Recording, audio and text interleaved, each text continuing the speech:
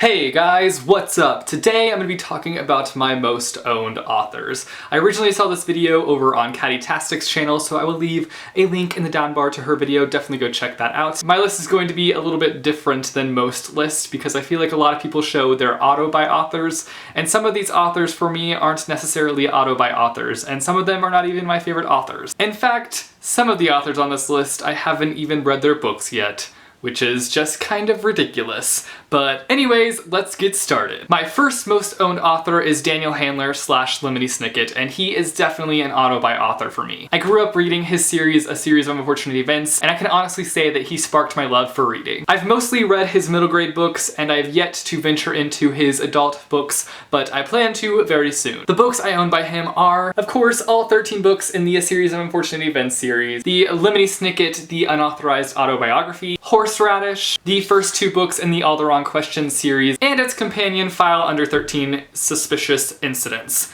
That is a mouthful. One of his picture books, The Dark, his young adult novel, Why We Broke Up, and 2 of his adult books. We've got Adverbs and we've got The Basic 8. My second most owned author is J.K. Rowling, and while I don't own all of her books, I will definitely continue to support her and purchase more books from her in the future because I feel like I owe her a lot for putting out Harry Potter. I own the Harry Potter series in books 1, 2, 3, 4, 6, and 7 in the original paperbacks. I don't have book 5 in the original paperbacks. I own books 1, 2, 3, 4, 5, and 7 in the original hardbacks, missing book 6. I also own the Harry Potter books in the new beautiful edition that creates the Hogwarts castle. I know I have a lot of copies of the Harry Potter books, but I don't find that to be a problem. I like having several copies of them. I have the Tales of Beedle the Bard, and I have 2 of her adult novels under Robert Galbraith. I have The Cuckoo's Calling, and I also have The Silkworm. My third most owned author is Cassandra Clare, and I just recently started getting into Cassandra Clare's books, but from what I've read, I really enjoy her books. Her stories are full of diverse characters with mysterious and action-packed plots. I have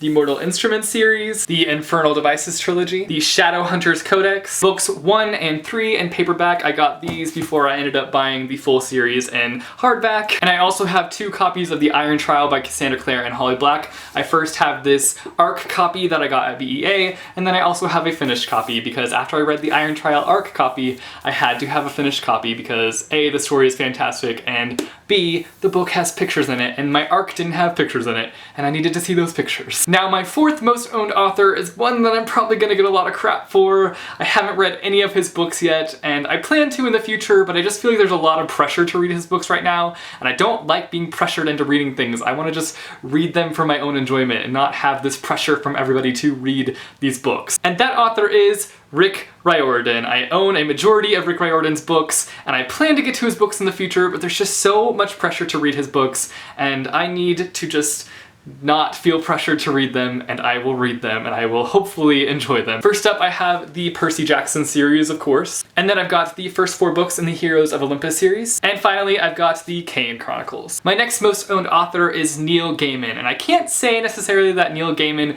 is an auto-by author for me because I feel like I've only just touched the surface with his books. Like, I feel like there's so many more books of his out there that I really need to explore, and from what I've read, I've loved, but I just feel like there's more books out there of his that I need to explore. So I've got Coraline, and I also have the graphic novel adaptation of Coraline. I've got the Graveyard Book along with the Graveyard Book graphic novel. This is the first in a series, I believe. Then I've got Stardust, The Ocean at the End of the Lane, and his speech, Make Good Art. Next up, I have another author that I own books by, but I have yet to read, and that is Brandon Mull. I'm really pumped to get into his books though because he writes a lot of middle grade fantasy, and I'm a huge fan of middle grade fantasy, so I'm really looking forward to getting into his books. I own the first 5 books in the Fablehaven series. I also picked up 5 Kingdoms by him at BEA. Next up, we have a definite auto-by author for me, and that is Ransom Riggs. If I ever see the name Ransom Riggs on a book, you can bet that I'm going to be snatching that up and taking it straight to the cash register and buying it. Ransom Riggs is just one of those authors that I look up to and aspire to be like someday. Okay, so first up, I've got a hardcover copy of Miss Peregrines.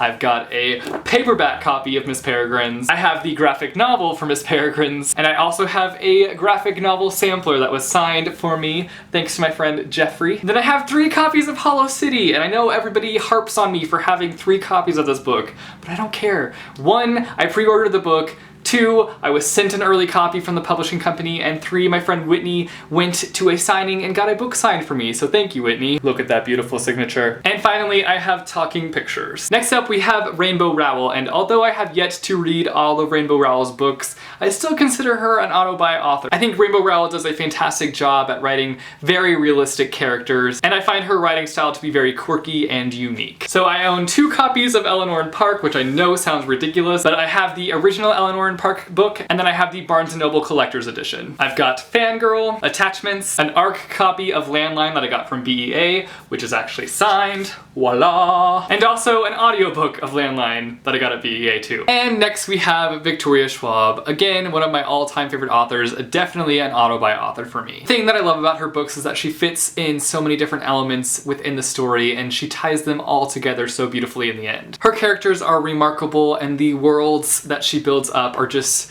incredible. I own the Near Witch, the Archived, and the Unbound. And I have 2 copies of Vicious. I have the American hardcover of Vicious, and I also have the paperback UK edition of Vicious. And this is actually signed, which is pretty awesome. Finally, the last author I have today is one that I'm kind of on the fence about, and I'm not really sure how I feel about this author, and that is Lauren Oliver. I really loved Delirium by Lauren Oliver, but then I read Panic, and I wasn't a huge fan of it, and so I'm just kind of on the fence as to how I feel about her books. I own the Delirium trilogy, the novella bind-up Delirium Stories, and Panic. So those are 10 of my most owned authors. I'd love to hear some of your most owned authors down in the comments, so definitely let me know who some of your most owned authors are, and I will see you guys soon with a new video.